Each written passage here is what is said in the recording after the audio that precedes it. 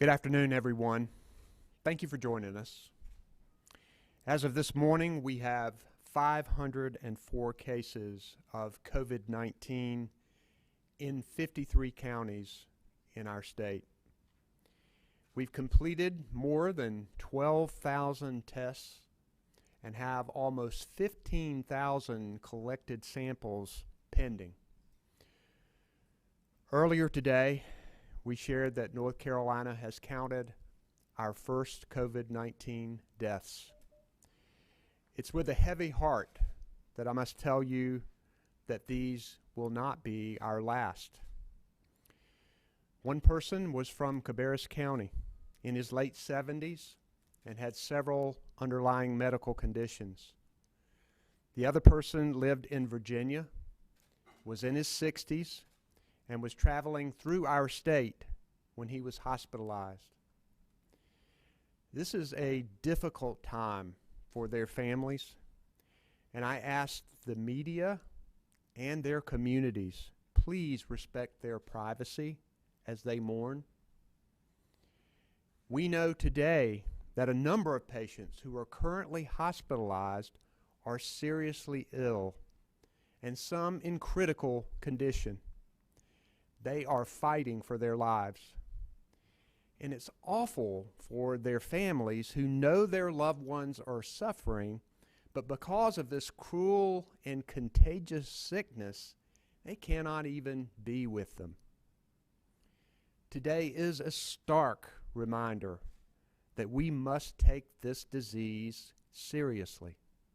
All of us, young and old, employers and employees. This virus can be deadly, and that's why our daily lives have had to change so dramatically. I know it's hard, but it's necessary. In the last few weeks, I've taken significant statewide actions to slow the spread of the virus. We've closed schools, banned social gatherings, closed numerous businesses that can increase the spread of the virus. We've limited nursing home visits, and we have encouraged people to stay home. These actions have been difficult, but necessary to slow the spread. And we know that further action to protect our state will be necessary. We're in the process of working on additional statewide guidance and restrictions that we will be announcing soon. It's imperative that we keep North Carolinians safe while at the same time doing everything that we can to limit the economic impact of this virus on businesses, workers, and their families. These are difficult, deliberate decisions, and it is important that we get them right. There are also important steps that we can take right now to slow a spike in cases that could overwhelm our medical system. Stay at home when you can. Practice social distancing wherever you are. If you are a business and haven't done so yet, get your social distancing and telework plans in place now. Do not wait. You owe it to your employees, and you may need those plans in order to stay open. I want to again thank our healthcare workers who are showing us what courage means. You do your jobs every day, even in the face of a pandemic, to keep us healthy and to save our lives. Our state is grateful to you. Today, we join together as a state to keep those who are mourning in our prayers. Let's also commit to doing our part to slow the spread of this deadly virus. In doing so, we honor their lives while we protect our communities.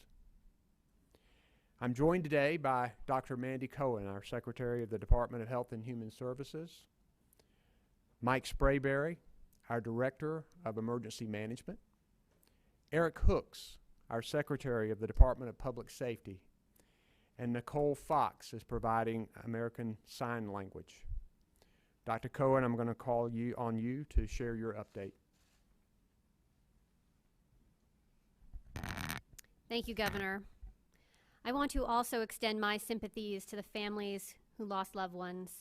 As the Governor said, it's a sad reminder about why we have been so aggressive in our social distancing measures. And unfortunately, we will likely see more deaths in North Carolina before this pandemic runs its course.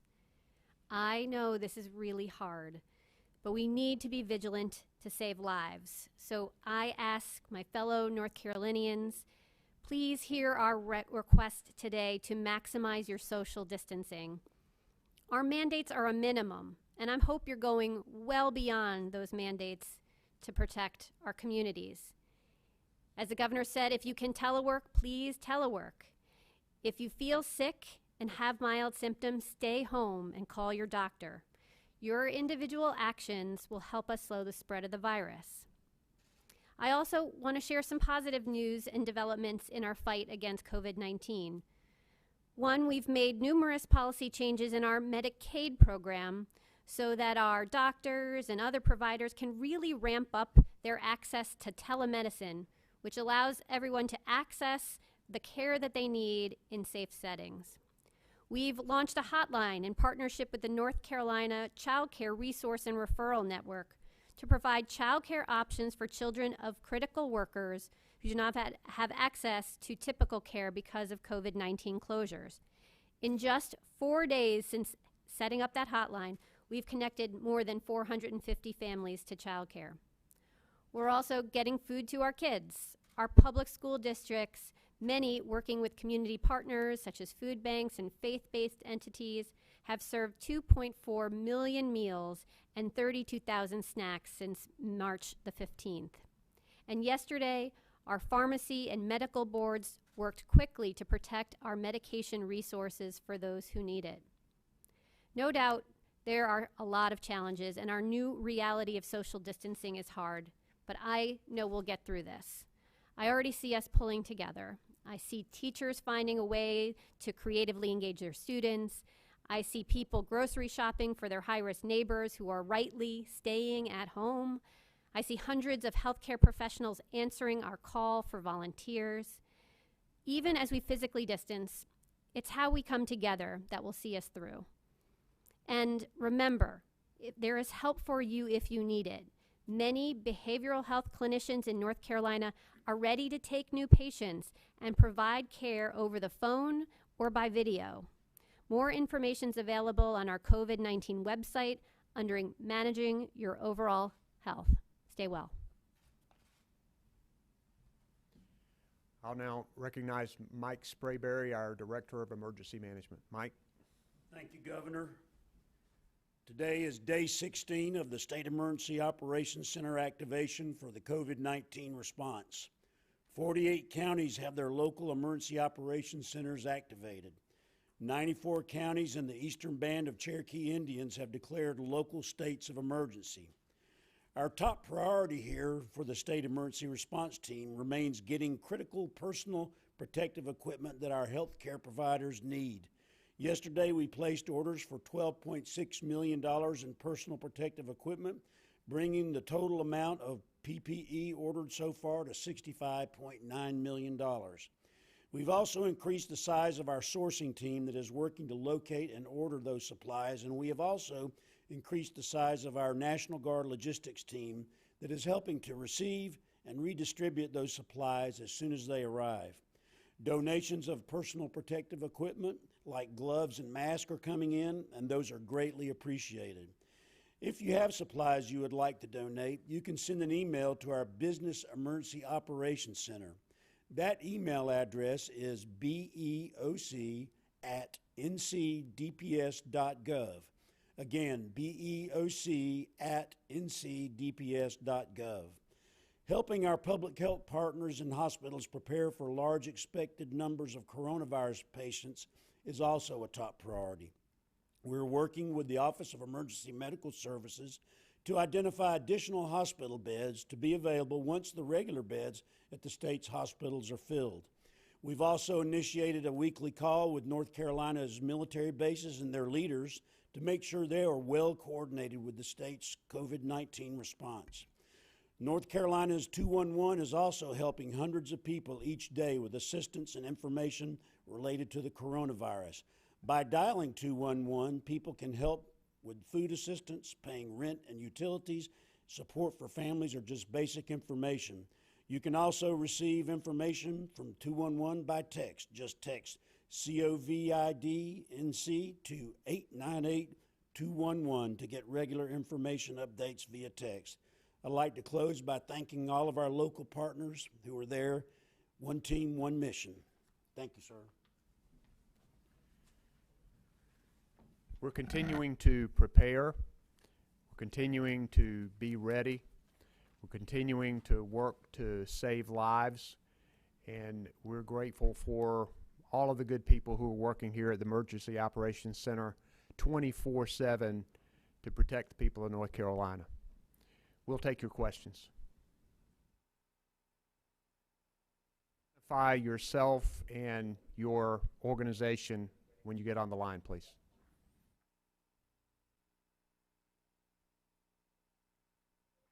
Hi, Governor Cooper. This is Andrea Blanford with ABC 11. I'm sure, as you know, local municipalities across the state are starting to issue stay-at-home orders. Durham Mayor Steve Schewel said in a press conference just a couple of hours ago that he's confident you will issue a statewide order. And Dr. Cohen just said the mandates so far are a minimum. So can you please elaborate on what needs to happen before you order a statewide stay-at-home order? Are you even thinking about that yet?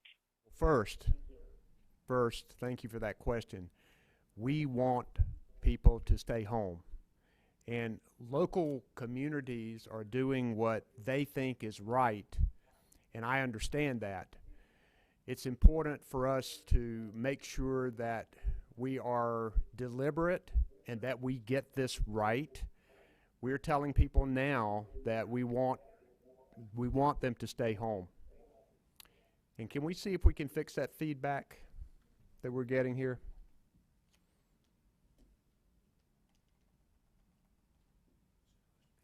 We will be issuing additional orders soon.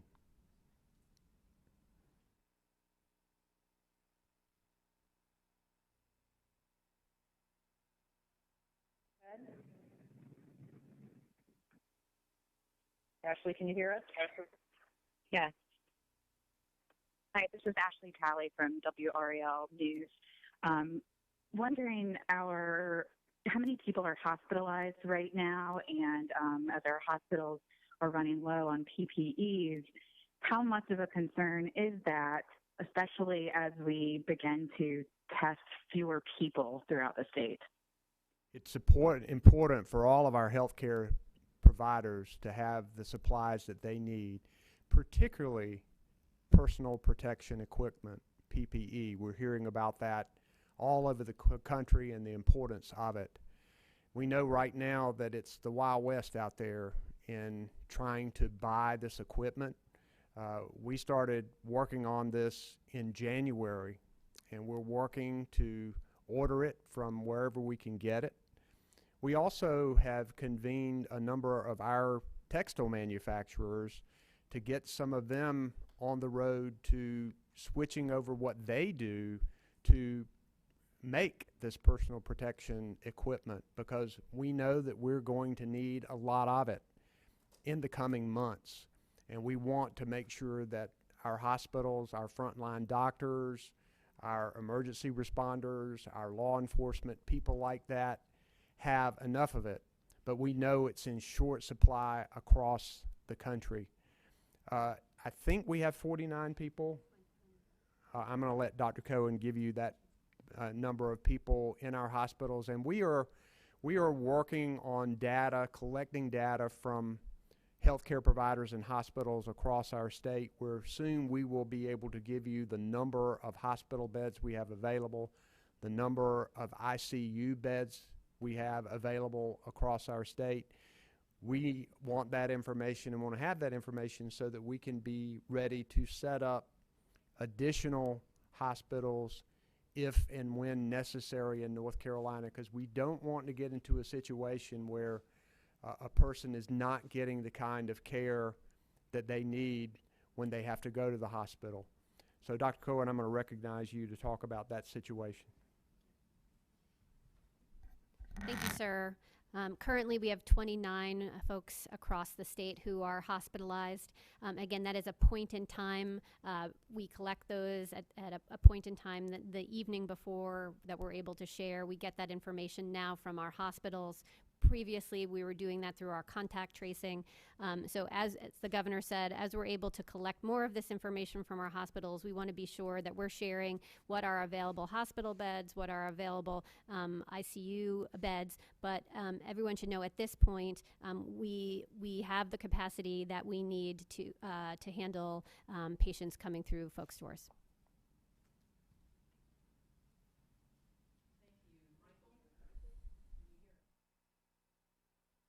From CBS 17. I wanted to get an update. We've been hearing a lot of things, specifically in New York, with a number of Michael, we're having a hard time hearing. Can you? An update on the situation regarding the number of ventilators in North Carolina? Michael, we've had a bad connection. Connection. I think one of the things that's happening out there, and many of you have experienced it in your businesses, there's so much teleconferencing going on that technical glitches occur, and we're sorry about that.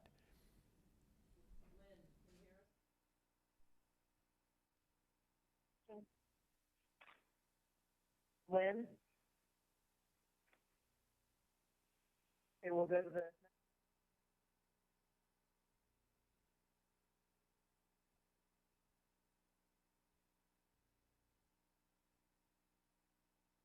Hear us?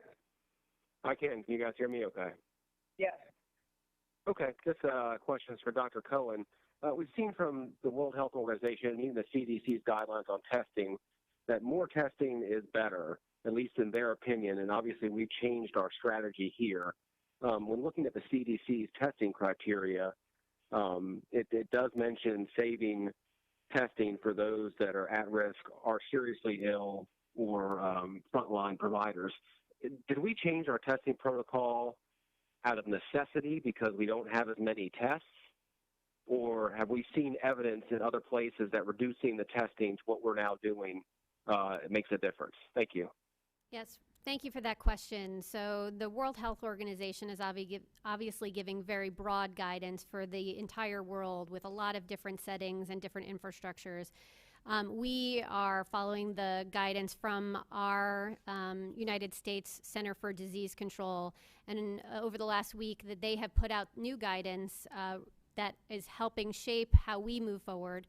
And what I would remind folks is that this is a rapidly evolving situation. We're trying to gather the best evidence and data that we can, as well as advise folks as we move forward. So right now, the CDC has given us guidance that for those who are sick, we ask them to stay home and to call their doctor. What I'll tell you as a physician myself, I know that testing someone is not going to change the course of what we're able to do. As a reminder, we don't have medicines and we don't have vaccines. So we want to be testing those who are hospitalized, our healthcare workers, those in long-term care facilities that help us deal with infection outbreaks. So that's where we want to be concentrating our testing at this point. What I would say is that we know that we will evolve to different phases of this response, but currently in this phase of our response, we're going to ask folks who are sick to stay at home, to call their doctor. If you have mild symptoms, we want you to stay at home and make sure you're checking in with your doctor to report on your symptoms as you go forward here, and that we're going to be testing and focusing our testing on those who are in our healthcare facilities.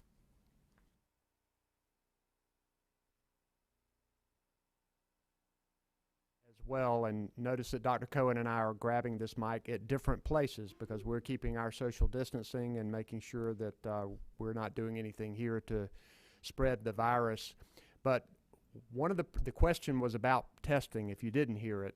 And one of the main issues we have concerning testing is that the federal government did not provide enough supplies and tests across the country to be able to do the kind of testing that we need to do. So we got creative. Some other states got creative in working with our homegrown company here, LabCorp. They started testing. Other organizations have started testing as well. And so we're ahead of most other states in the number of tests that we have run. But there are two main problems here. One, there's a shortage of testing supplies and tests and capacity to run those tests. And two, there's a shortage of personal protection equipment for those people administering the tests. And what the healthcare professionals are saying, because we have those kinds of shortages, that we need the personnel and the personal protection equipment used for people who are sick and who are in the hospital, and making sure that those healthcare providers are there. I think we definitely want to keep working on getting more testing supplies and getting more tests into the system. We need to do that because at some point, if we can test as many people as possible, we have a better snapshot of where we're going and what we need to do. But until this country can build up the supply chain for both personal protection equipment and testing that we need, we've got to concentrate it on the greatest need right now. And the important thing, the overall objective here, is to save lives. And we do that by trying to prevent the spread and getting people to stay home. And we do that by making sure we have excellent medical treatment for the people who do need to be hospitalized. And we're going to work until we get there and make sure that as many people survive this and that North Carolina is healthy when this thing comes to an end. Next question.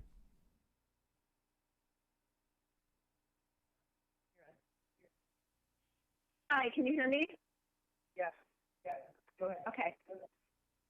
My question is about child care centers. There's several groups that have called on the governor and Secretary Cohen to shut down child care centers and then use emergency relief funds in order to use a select few to help provide child care for emergency workers, medical workers. Is that something under consideration, or is there other consideration to have other funds to help fund these child care centers and these child care needs of families? Clearly, it is important for us to have child care for our frontline responders, and we want to do that in the best way possible. And I know the Department of Health and Human Services has been looking at all of the options that we have, and I'm going to let Dr. Cohen address that. Thank you for the question. In terms of childcare, what we've been advising folks, we understand that childcare is a hard issue for folks. What we're asking is for families who are able to keep their children at home. Thank you for that. Because we are trying to keep childcare open in certain circumstances for our frontline workers, as the governor mentioned. We put out guidance just yesterday where in order for a child care program to stay open, they must comply with some stricter guidance on how to make sure that they're creating a safe environment for their workers and for their children, and practicing the kinds of social distancing measures that we want to see. So we've put out that guidance and essentially have required folks to adhere to that to make sure that the places that our frontline healthcare workers are getting their child care are going to be appropriate for their families and their children. Thank you. Next question.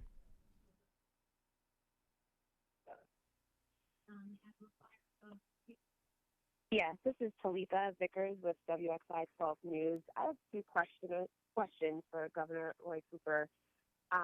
First, Governor, obviously you've issued this executive order for restaurants and salons, barbershops, and so forth. Will there be more restrictions in place for places like post offices, banks, where people continue to gather. I get that they are essential workers, but they are also working without protective gear, and many people gathering in lobbies and things like that. So that's the first question. And then the second question, if you could give us an update, please, Governor Cooper, about unemployment checks, just an update status on where things stand right now, because here in the Triad, we're getting so many calls from viewers, and I'm sure across the state as well, regarding when checks will be issued, because people are very concerned about that right now, of course, and naturally, I'm sure the system is overrun at this time. Thank you.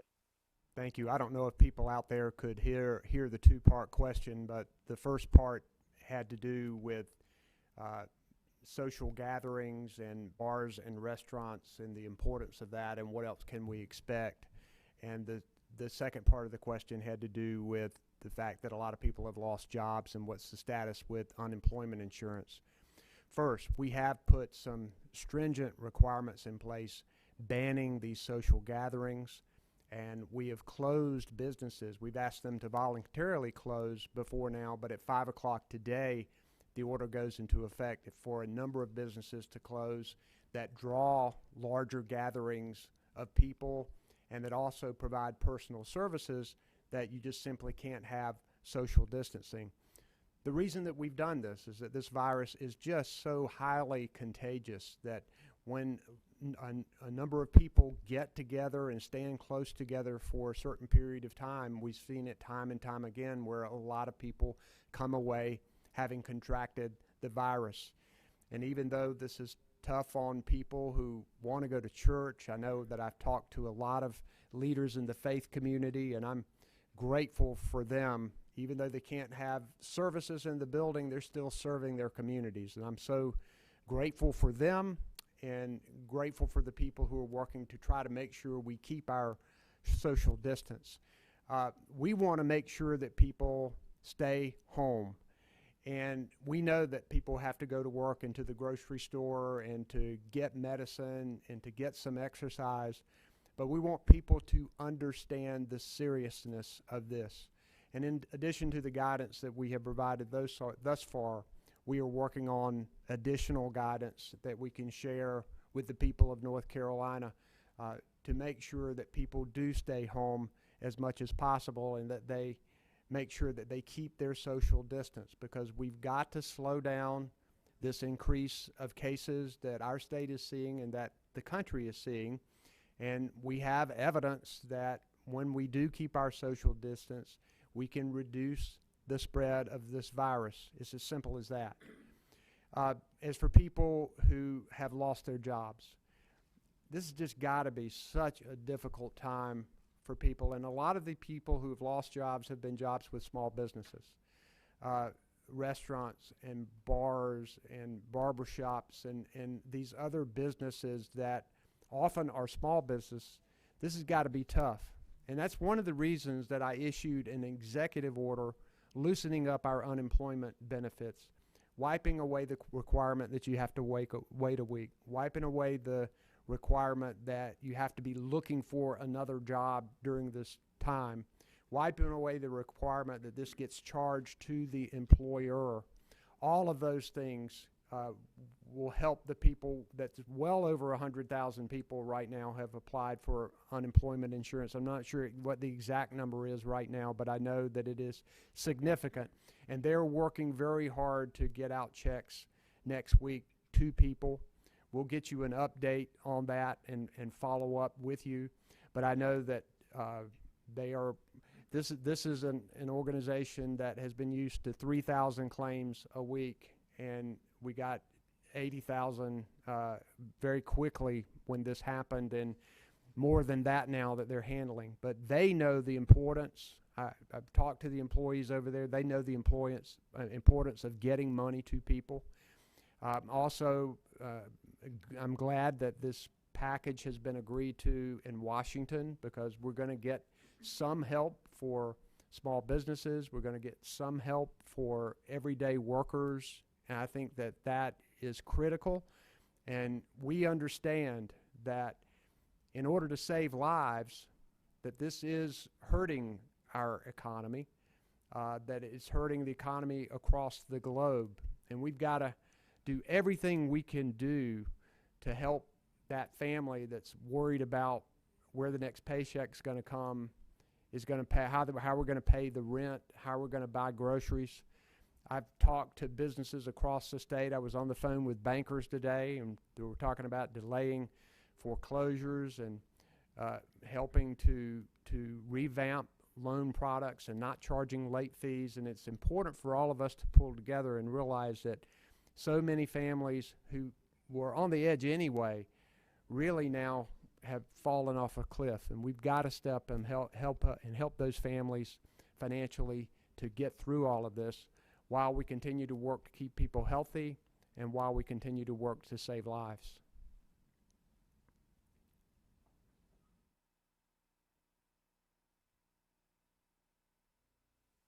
This is Travis Jane with WRAL. I want to return to a question that got asked yesterday but not answered. What sort of modeling do you have access to, and what does it tell you, Secretary Cohen, about when we should expect this to peak in our hospitals? Secretary Cohen, handle that. Thank you for that question. So that is the work that is underway. We have a number of data scientists that have been trying to put together the best information possible. As I keep saying, things are changing so rapidly. We're trying to learn lessons from around the world and around this country to understand what trajectory North Carolina is in, so that we know how to plan for the exact kinds of resources that we need and where we need them. At this point, I don't have a better answer yet on the when would this peak, what does this look like. What I can say is North Carolina was later in the course of seeing our first case, later in the course of seeing our 100th case, at a trajectory that is lower than what we were seeing in other states, but we want to be modeling this out so that we can be best prepared. But these are data models with a lot of assumptions that are challenging to make with the limited information that we have. We wish we had more precision with which to say if we did this one more thing or one less thing, this will be the impact. We don't. We're going to have to work through this with the best data we have available at this time as we refine those things over time. So I can't give you that answer now, but we're trying to get as much information as we can to help us inform the decisions we're making.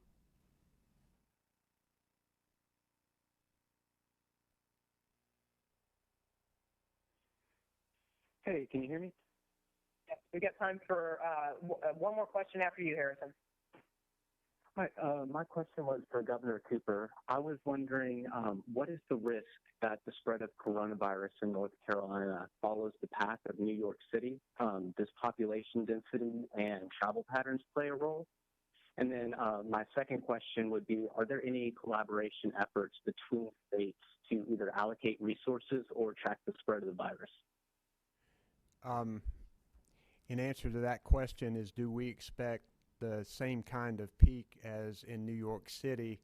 Clearly, the city is much more dense than our population. The population has more density than in North Carolina, and travel patterns are different. They have a lot more public transportation than we do, and we know for a fact that when people are close together that this virus spreads. We also know that we have taken some early, strong action that we believe will be effective in slowing the spread of the virus. We're going to issue some additional guidance to people to make sure that we slow down the spread of this. So we're going to continue to work and use all the data we can. As for the previous question about how are we modeling out what kind of bed space we're going to use and when we're going to see this peak in North Carolina. The problem is that this is new and that we are analyzing data from other countries and from other states, and it's hard to predict, but what we know for a fact is that social distancing will help reduce this, and we know for a fact that the more supplies that we can give our hospital, the more personnel that we can armed to go to war, the more hospital beds that we have to try to make sure that people are treated properly, the more work that is done to discover drugs that treat the symptoms, and hopefully we get a vaccine as soon as possible. while all of those things are happening, we've got to make sure we do the best that we can to meet all of those needs and to take the steps that are best for the health and safety of North Carolinians. And am very grateful for all of the hard work that's going on in that area.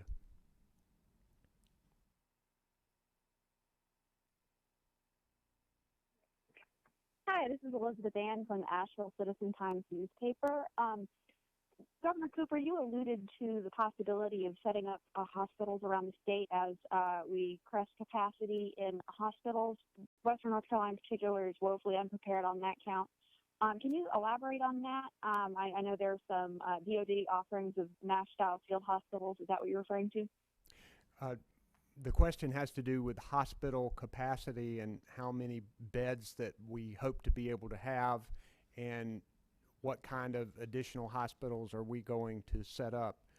First, we're trying to create as much bed space in our hospitals as we can.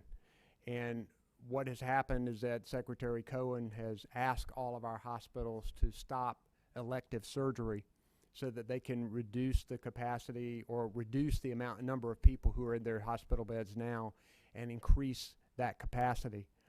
The second thing that we're doing is we're identifying places that we could quickly set up additional hospitals if it is necessary.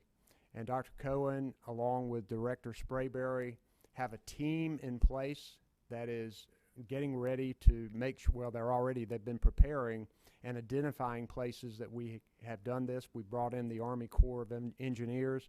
We want to be ahead of this. I hope we don't need it, but we have to be ready in the event that we do. And either Dr. Cohen or Mike might want to elaborate on that. All right. Seems like I did that okay. All right, guys. It is a day of mourning in North Carolina, and I want us to remember these families as they are having a difficult time right now. Say a prayer for those families who are having to wait outside of a hospital room when a person is critically ill in the bed because of this contagious disease. And let's all do our part to reduce the spread of this virus and to help our neighbor. And as North Carolinians, we can depend on each other, and we'll get through this. Thank you very much.